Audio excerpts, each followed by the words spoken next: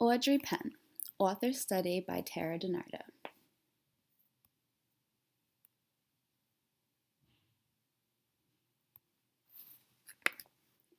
Penn was born May 4th, 1950, in Tacoma Park, Maryland. She did not grow up wanting to be an author, nor did she even think she would be one. However, she has always enjoyed children's literature. Instead, she was a professional ballerina dancing with the National Ballet, New York City Ballet, and various others. She was also a choreographer for the United States figure skating team and the Olympic gymnastics team 2 years in a row. Although Penn's career didn't have anything to do with children, as a performer, Penn was often a part of children's theater and children's dance. So, what moved Penn to have a total career change so early in her life and begin a journey as an author? Sadly, she was diagnosed with juvenile rheumatoid arthritis, which is accompanied by joint pain, swelling, and stiffness. Keep in mind she was only in her late 20s, very early on in her physically demanding career. As you can imagine, this restricted what Penn could do. Dancing was not an option anymore. It all started with the journal. Penn began journaling in the 4th grade. She often tells the story how it was her 2 brothers who were always teasing her that inspired her journaling. She expanded her topics onto things her pets did, and then eventually started journaling about everything. Things she saw, things she heard. The journal was tossed aside and forgotten about as things do when you get older. It was Audrey's mother who dug up the journal, which inspired Penn to turn her entries into her first book. This is where the ball gets rolling.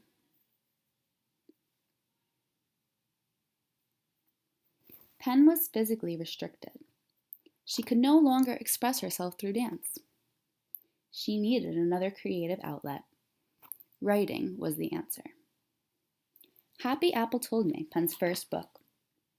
Penn shares that she was not an author and didn't even know how much writing went into writing a book. It was a process, the drafting and editing and rewriting over and over again. Having such little experience writing children's books, Penn is constantly working on her craft, through trial and error. She also attended a course for writing children's literature. Her inspiration comes from real-life occurrences. Her most popular book, The Kissing Hand, is based off of a real event, where Penn actually watched a mother raccoon kiss her cub's paw, which then placed on his face. Penn tried this out with her own daughter, who was afraid of going to kindergarten. The Kissing Hand was successful. Penn likes to base her characters off of everyone she knows. She particularly prefers using animals in her books, not only because kids can relate to them and enjoy them, but because they are multicultural and aren't just geared toward any particular gender, race, or ethnicity. Animals are clever, and they treat their children with such love.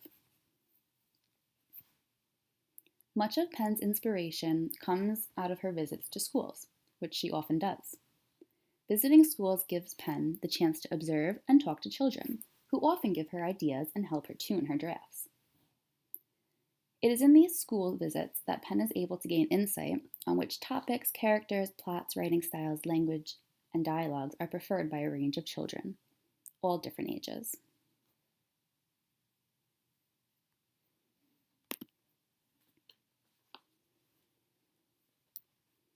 Audrey currently resides in Maryland, still, with her husband and 2 dogs. She has 3 children and 1 foster child. While she's still creating books, she also has an educational program, The Writing Penn, where she travels to schools and partners with kids to create and refine her stories.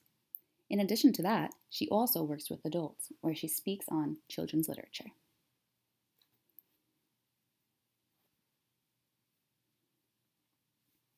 And this is Penn with Chester Raccoon and Ronnie.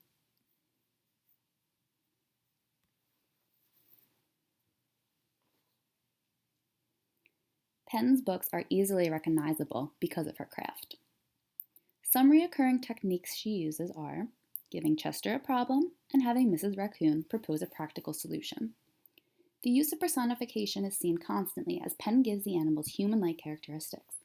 They go to school, have friends, sit at the dinner table.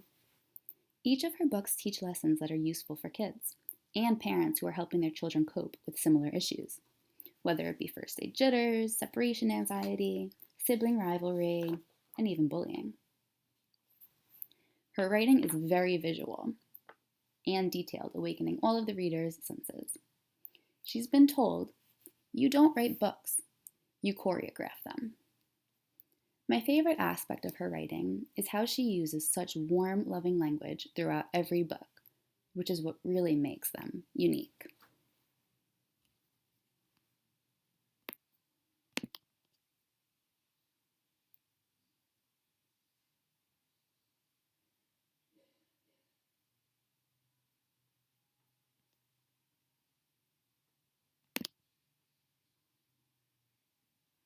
Whenever you feel lonely and need a little loving from home, just press your hand to your cheek and think, "Mommy loves you, Mommy loves you." Writing is about being heard. It is the most powerful tool I have.